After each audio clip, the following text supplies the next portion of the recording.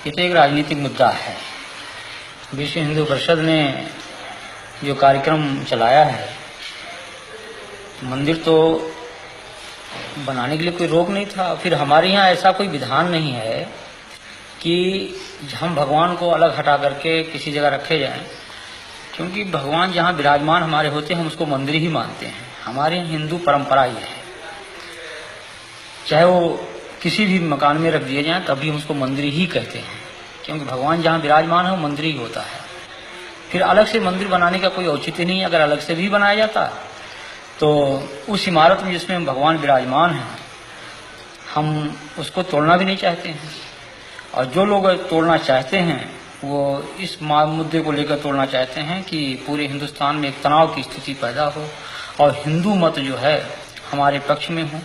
उनको ये चिंता नहीं है कि कितना बड़ा जनसंहार होगा, कितने लोग मारे जाएंगे, कितने कटेंगे, कितनी बर्बादियां होंगी, या जो मुस्लिम बाहुल क्षेत्र में हिंदू रहते हैं उनकी क्या परिस्थिति होगी। हमारे देश के सामने तमाम ऐसी समस्याएं हैं कि 1949 से आज तक किसी मुसलमान ने वहां कोई अवरोध नहीं पैदा किया। लेकिन जब इन्होंने यह नारा दिया कि बाबर के संतानों से खून का बदला लेना है, तब पूरा देश जो है वो दंगाग्रस्त हो गया और कम से कम हजारों लोग इसमें मारे गए, मौत के घाट उतार दिए गए।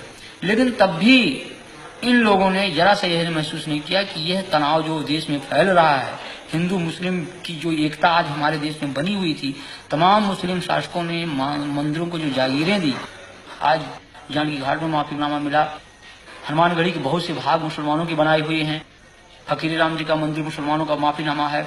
ये तमाम जो जागीरें मुसलमानी शासकों द्वारा मंदिरों में दी गई, और अमीर अली और बाबा रामचरण दास के जो समझौते थे कि हम हिंदू और मुसलमान दोनों एक मिलकर के रहेंगे, उसी जन्मभूमि के पाठ में दो भाग किया गया कि एक तरफ मुसलमान निवाज पढ़ेंगे, एक तरफ हिंदू पूजा करेंगे। ये सारी बातें जो थी उस पर इन लोगों ने पानी फेर दिया।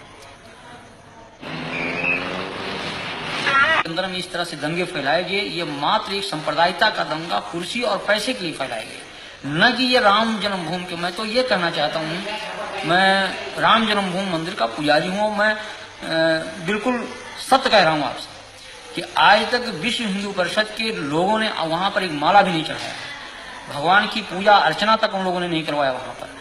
और कब बल्कि उन्होंने व्यवधान डाला। हमने हाई कोर्ट में रिट दायर किया और रिट दायर करके तब वहां की भोग व्यवस्था चालू करवाया।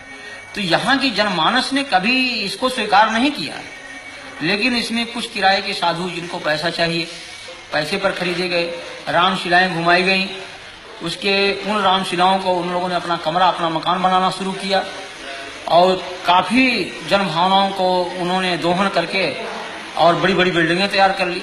करोड़ों अरबों रुपए इन लोगों ने इकट्ठा किया, विभिन्न बैंकों में इन्होंने डाला, और लाखों रुपया उन्होंने व्यक्तिगत अपने खाते में इन लोगों ने डाला।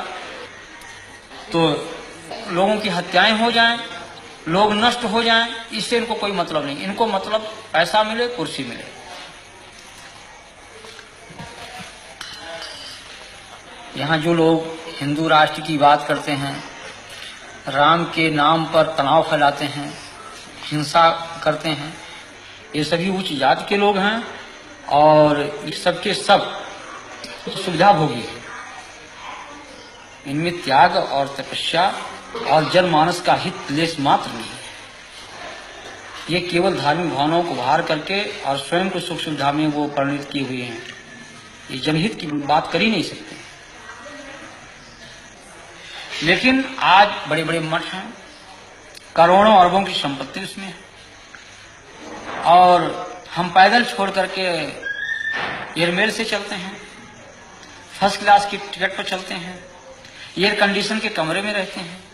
तो जहां पर हम एक तरफ भौतिकवाद, उस भौतिकवादी व्यवस्था से अलग होकर के त्याग और तपस्या और जनहित की बात सोचते थे, उस जगह हम उसको त्याग करके और हम भौतिकवादी व्यवस्था में परिणित हो चुके हैं। तो जब हम भौतिकवादी व्यवस्था में पूर्ण रूप से लिप्त हो चुके हैं तो हम भौतिकवाद की ही बात सोचेंगे, हम उससे परे हट नहीं सकते हैं। तो ये आज के धर्माचार्यों को कि आप क्या कहेंगे? हम तो इनको भौतिकवादी व्यवस्था का एक पोषक मानता हूं मैं।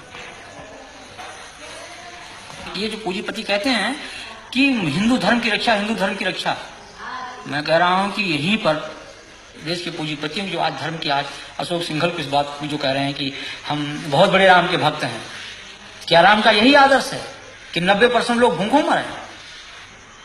ये हमारे देश की जो विषमता है आज, ये क्या इन धर्माचार्यों की पे नहीं चाहिए?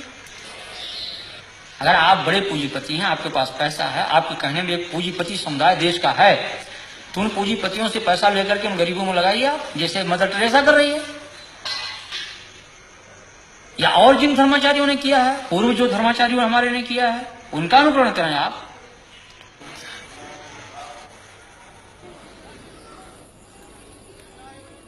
कि जनमानस को इसका विरोध करना चाहिए कि किसी की धार्मिक भावना पर ठेस नहीं पहुंचाना चाहिए।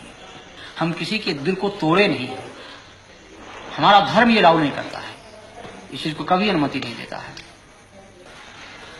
राम का हमारा ये जो आदर्श है राजनीति का, वो यही है कि जनता सुखी रहे, और जिस तरह से मुख में हम भोजन डालते हैं पेट को मिलता, सभी अंगों को मिलता, उसी तरह से सारी जनता हमारी है, कोई उसमें छोटा बड़ा कोई उसमें ऐसा नहीं है, लेकिन उन आदर्शों की सीधी हत्या की गई।